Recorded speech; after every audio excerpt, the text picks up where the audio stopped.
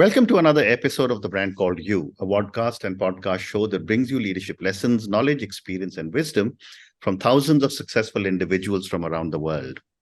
I'm your host, Ashutosh Garg, and today I'm delighted to welcome a very, very accomplished professional from the social sector, Madhura DasGupta Sinha. Madhura, welcome to the show. Thank you so much, Ashutosh. It's great to be here. Thank you. Madhura is the founder and chief executive officer of Aspire for Her. She's been a banker for 25 years with IDFC, Standard Chartered, and ANZ Grindlays Bank. She was awarded the British Chevening Scholarship in 2003, and she's on a mission to change the diversity equation of our country. So, Madhura, tell me in brief about your amazing journey from building one of India's youngest banks to the social sector. What was the reason for this change?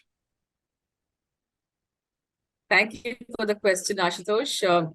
As you've seen, I've actually been a banker for 25 years, ever since my engineering and my MBA.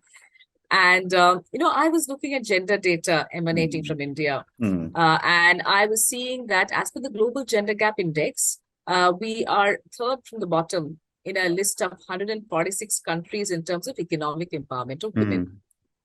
If that were not bad enough, I actually looked deeper and I realized that there's a declining trajectory of women's workforce participation for the last 15 years. And here I was seeing the best and the brightest women around me in my country. I felt we didn't deserve to be in that position. And this is $1 trillion opportunity lying in front of India as per the McKinsey Global Institute. So I saw this data. I saw some stories evolving around me, and I thought someone needs to do something about this problem. And I thought that someone could be me. That's why Aspire for Her was born. Fabulous. You put your hand up, and that's how Aspire for Her was born. So tell me about Aspire for Her and what are you doing here? So Aspire for Her, as you said, is on a mission to change the diversity equation of our country. Right. We want to add 1 million women to the workforce by 2025, 10 million by 2030. Wow. We want to inspire every woman in India to enter and stay in the workforce and to create a generation of financially independent women. And we want to do this by using the power of communities and networks. Amazing.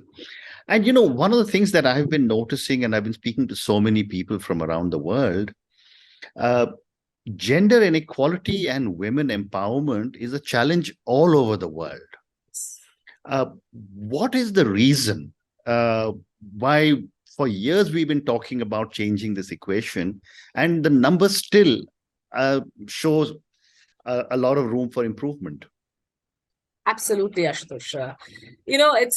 It's a strange situation. When we launched Aspire for Her on Women's Day 2020, I started off trying to solve the India problem. But what happened immediately after Women's Day 2020, we all know the world came to its knees and we were under a terrible, terrible situation. And as we started talking about Aspire for Her, primarily on social media, because that's the only thing that we could do, we realized that people from across the world were resonating with the cause. They were just signing up for Aspire for Her. We did not invite them.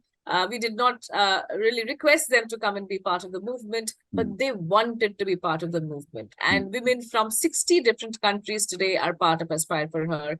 They are from countries whose names also I have not heard of. Wow. So that's been an amazing theme for us. And we do realize, Ashutosh, that this is not an India problem. It is a global problem because women across the globe feel that their voices are not heard. Maybe the quantum is different. The sort of level of inequality is not equal. But there is this feeling of lack of agency, this feeling of exclusion, which is very much there across, I think, all countries to a certain extent. So that's what we've been seeing, and it's been a pretty interesting insight into this. Fabulous. So, Madhura, you speak about 1 million jobs being created or women being empowered to make them financially independent. How do you propose to go about that? Thank you for the question, Ashutosh. As you know, I'm a banker and an engineer, so I like to think in structures. So we actually have our own formula to do this. And we call this E cube is equal to MC cube. What does E cube mean? E cube means where we want every woman in India to be, either in employment, entrepreneurship, or education, which leads to one of these two. So we want her to be pursuing a career or be absolutely intentional about pursuing a career. And that's our dream for every woman in the country, so that their career aspirations can turn into action. Okay. MC cube stands for the 4 critical success factors that will make it happen. M stands for mentors and role models. And at Aspire for Her, we have 200 plus women leaders who are CEOs, CXOs, unicorn builders, women from various walks of life who are mentoring our members. And they do one-to-one and one-to-many mentorship sessions. And what is beautiful is that today, 4 out of 5 girls in our country have no relatable, successful woman role model in their immediate network. We give them the access and the opportunity. Wonderful. Wonderful. The first C, thank you. The first C stands for courses on learning. And at the heart of this is skilling, upskilling, and reskilling for the jobs of tomorrow's India.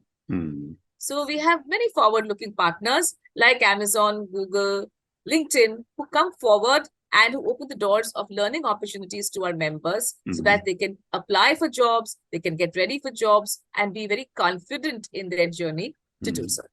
Amazing. The next C that we look at is what we call career previews. And that stems from a strong belief, if she can see it, she can be it. We celebrate women and their careers. And, you will see lots of stories on our platform about women leaders, visionaries, luminaries, and also women who have not gone down the well-beaten track. We celebrate all of those stories to open up doors and windows of young minds about the various kinds of career options that they can have, as opposed to the seductive illusion of being a queen in your own home. Amazing. Because we also have to sell the concept of pursuing amazing careers. Correct. The last C,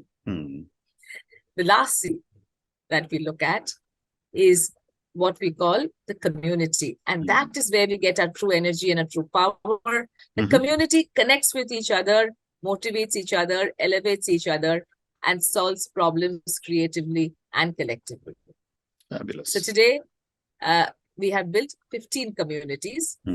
And, we are ensuring that women across all stages of their career journey have a space that they can call their own, a safe space that they can call their own, where they can learn and grow together. Amazing. And, you also spoke about, that there are some interesting stories. Please share a couple of stories of what you have done and how you have supported women. So let me actually first tell you about what communities we work with and what communities we have built, and how does that sort of, and some of the stories are emanating from there. So, like I said, we have 15 communities, and some of them include students who are from colleges or schools. They include young professionals, mid-career professionals, senior business leaders who are aspiring for board positions. And that's the last community that we launched, incidentally, along with the US consulate. We work with women returnees, women who have stepped out of the workforce and they now want to get back. And that's, again, a very, very interesting talent pool for many forward-looking organizations. We work with girls from IITs, IIMs, and Premier B schools. We work with 2 tech-focused communities, one for cloud computing, Amazon, and the other one with Google, and it's called Grow with Google. We work with communities which are for women entrepreneurs and who are aspiring entrepreneurs. and that's called Entreprenari. And that's a very interesting community that we also run and partner with Navya Naveli Nanda doing that. Navya happens to be the granddaughter of Mr. Bachchan, and she gave us an honorable mention in the 1,000th episode of Kaun Banega Crorepati. So that was a beautiful moment for us as well. And we had a beautiful community called Not Alone, and I'll take a minute talking about that. That community started last year after the brutal second wave of COVID. And we realized that there were many women who were left emotionally devastated because they hadn't even got a chance to say goodbye to their loved ones, the primary breadwinners. And they were also financially very insecure, not because they did not have money, but because they didn't know where it was or what it was locked into or what was really happening. Right. Because they were completely oblivious to the financial situation of the family. Very interesting. So so this community we started in May last year, and today I'm happy to tell you that all of those women are financially independent. Amazing. And would there be some interesting stories about any of the women that you have actually Absolutely, supported? yeah, absolutely. So, one of them is Preeti Kate, who actually told her story to the whole world. Preeti happens to be from Dhule in Maharashtra, and she lost a very young husband to COVID. At one point in time, she was really contemplating ending it all because she really didn't feel that life was worth living anymore. She had 2 young children, aged in-laws, and had never worked in her life. So she joined the community, and I think there was an intense anchoring process that we followed with all the members of the Not Alone community, and that's what we did with Preeti as well. And Preeti slowly started drawing strength and confidence and started thinking about, can I also look at being financially independent? Can I also start doing something? And an idea struck her. Her kids used to go to an abacus class, and she decided that she would start her own abacus class, not knowing anything about it. But she said, let me get that started. She learned, certified herself, trained herself. She started her abacus class. The name is that of her husband. And today she has 62 students operating out of Dhule in Maharashtra. She's winning awards from Rotary. Her students are getting awards, and she's being appreciated by all her husband's ex-colleagues. And this was a very, very empathetic company called Bayer, which actually supported our Not Alone program as well. And, also got a lot of their employees' families into the program. And Preeti was one of them. And it just became such an inspirational story that I look at Preeti for inspiration every day. Amazing. Amazing. And, based on all the work that you're doing with so many women around the world, what are some of the common self-limiting beliefs you have worked with? So, Ashutosh, it's very interesting. There's finally only just one thing that makes a difference, and that is the mindset. It's the mindset of the woman herself. It's the mindset of the people around her, and everybody else who thinks that she's just simply not good enough. And she doesn't have the ability or the confidence to do something meaningful and economically meaningful. So I think that's the change that we're trying to bring about. It's unfortunately something that cannot be felt or smelled or touched, so it's easier said than done. But that's the change that we're trying to bring about through our 5-point model. So what we're trying to say is that if you see mentors and role models, if you see your career previews, if you actually learn and get confidence along the way, and if you have a community that has your back, then nothing can stop you. And we see many of these stories. In fact, our returnee community is very interesting because in many ways, they have a huge confidence deficit because they have stepped out of the workforce. They're trying to get back. They're trying to, they do realize that they have lost out on the career track in some ways. And how can they not feel bad about it? So our endeavor is to ensure that they are proud of the fact that they are resilient enough to return to the workforce, and we give them the confidence to face the world. So as we speak, We have so many of our returnees. We work with the AWS a lot. So a lot of the returnees are getting certified in cloud, which is truly, a career for tomorrow's India. Yeah. Right. And they are getting certified there for the first time in many, many years, walking into corporates and really, fantastic corporates they're walking into, like a Gemini and a TCS and an Infosys and a Deutsche Bank. And, they are feeling so proud of themselves and seeing that, that magic thing of the SMS that the salary has gotten credited and they're writing into us. And those have been some of the very wonderful moments of our journey as well. How amazing. How amazing. Moving on now, again, when you look at bridging or trying to resolve these inequality problems, what would you say are the reasons for this inequality? Is it society? Is it elders in the family? And what are some of the ways we can correct this imbalance? We have taken a very simple approach, Ashutosh. As I said, the basic root cause is mindset, whether it is the woman herself or whether it is people around her. We decided that we'll start with the woman. Right.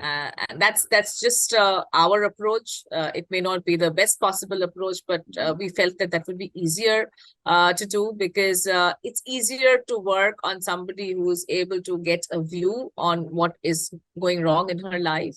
And we're seeing so many women trapped in abusive relationships, trapped in bad marriages, because they are not financially independent.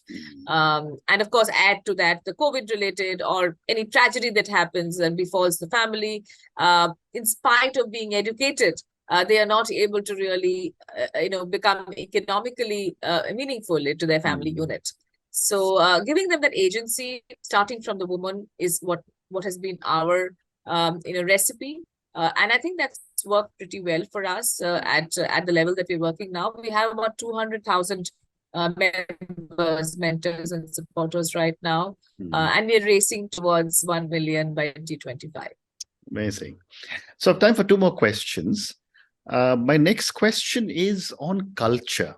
We are a very, very diverse country culturally, and you, of course, are working across, I think, 55 or 60 countries where culturally it's very, very different. What is the impact culture has on women coming out and working and becoming financially independent?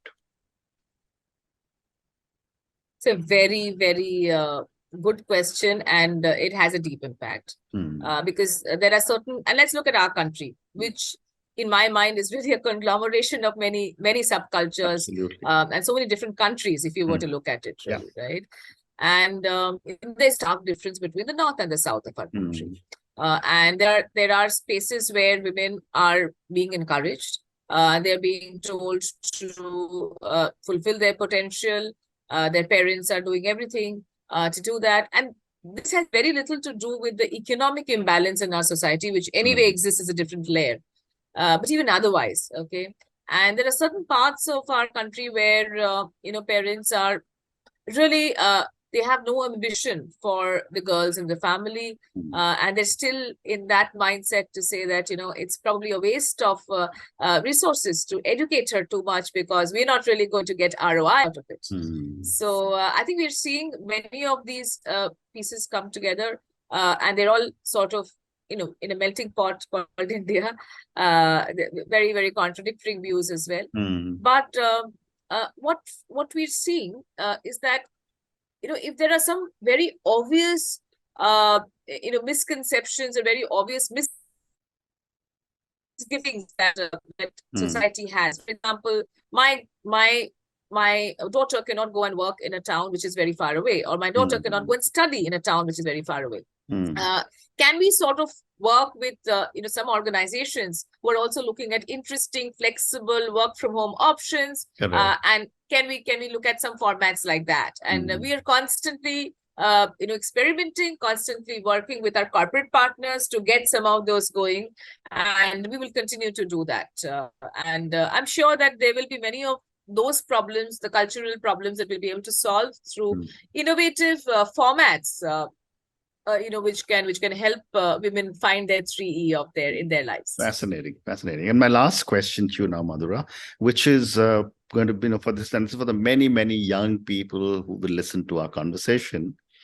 Based on your own amazing journey and all the work that you're doing as you're building Aspire for Her, what would you say are 3 lessons you would want our viewers and listeners to take away from your own journey and from your learnings from Aspire for Her? I'd actually just like to leave them with 3 words. Mm-hmm. But before that, I'll say why I want to leave them with those 3 words. Mm-hmm. This is a $1 trillion potential for our country. Mm-hmm. And by ensuring that we get more women into the economy, we get more women with economic agency, it's not just going to be a great time for women. It's going to be a great time for men as well. Correct. And that's why I'd like to leave with only words: Aspire for Her. Wonderful. Okay.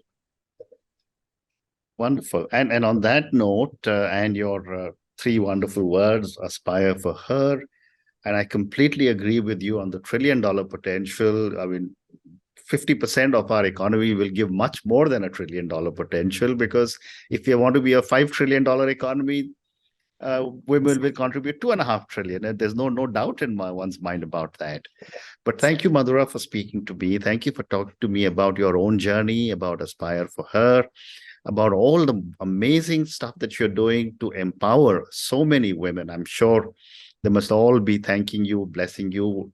And of course, as you said very correctly, sending you SMSs as their money comes into their bank. Thank you also for talking to me about E cube equals MC cube. I think that's an amazing equation change that you have made. And finally, thank you again for speaking to me, and good luck to everything that you're doing in Aspire for Her. Thank you so much. Thank you, Ashutosh. Really appreciate the time and the space to have this conversation. Thank you. Thank you for listening to the Brand Called You videocast and podcast, a platform that brings you knowledge, experience, and wisdom of hundreds of successful individuals from around the world. Do visit our website www.tbcy.in to watch and listen to the stories of many more individuals. You can also follow us on YouTube, Facebook, Instagram, and Twitter. Just search for the Brand Called You.